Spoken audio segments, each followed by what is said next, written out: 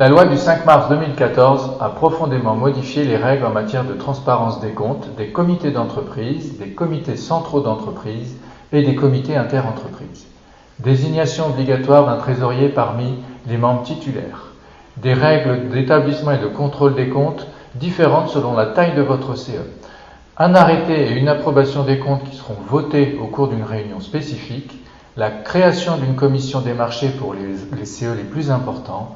Des règles de publicité des comptes. Et enfin, la rédaction tous les ans d'un rapport de gestion. Vous le voyez, les nouveautés sont nombreuses. Alors arrêtons-nous un instant sur ce rapport de gestion. De quoi s'agit-il? Pour reprendre les termes de la loi, le rapport de gestion présente des informations qualitatives sur les activités et la gestion financière du comité d'entreprise. L'objectif est d'éclairer l'analyse des comptes par les élus et par les salariés. Alors cela peut apparaître comme une contrainte supplémentaire et donc du travail en plus pour vous, élus, mais c'est aussi une extraordinaire opportunité. Quel CE aujourd'hui, au-delà du traditionnel compte-rendu de gestion comptable, valorise vraiment son action auprès des salariés?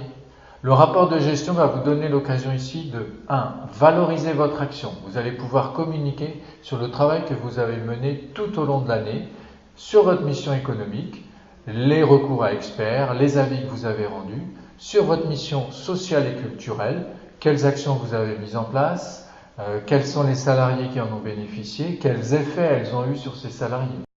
Communiquer au-delà du quantitatif. Vous allez pouvoir, à travers ce rapport de gestion, montrer que vos actions répondent à des objectifs précis, quels effets elles ont eu sur les salariés et surtout qu'elles ne sont pas la simple reconduction des actions qu'ont fait avant vous les autres équipes CE.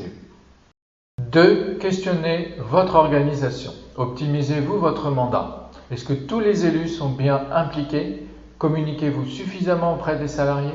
Autant de questions que vous devrez vous poser au moment de la rédaction de votre rapport de gestion et qui vous amèneront à réinterroger votre organisation, à en faire la photographie et éventuellement à l'améliorer. 3. L'opportunité de s'équiper. Comment récolter toutes les informations pour réaliser ce rapport? Avez-vous un logiciel qui va vous permettre à la fois de récolter les informations et de les analyser? Le rapport de gestion va donc vous amener également à vous interroger sur votre équipement. N'est-il pas temps de s'équiper d'un outil professionnel qui va aider votre collectif à travailler de façon plus structurée et plus efficace? Votre rapport de gestion devra être un véritable outil politique au service de votre action. Il ne devra surtout pas être un document purement comptable. Il faut le voir et le concevoir comme un outil de communication qui viendra compléter votre compte-rendu de gestion habituel. Alors maintenant, il va falloir identifier la méthode de travail que vous allez mettre en place. Quels élus vont rédiger ce rapport de gestion? Quel contenu on va mettre dedans? Ce kit va vous donner les éléments à intégrer. Quand? Vous allez mettre en place, définir un calendrier de mise en œuvre.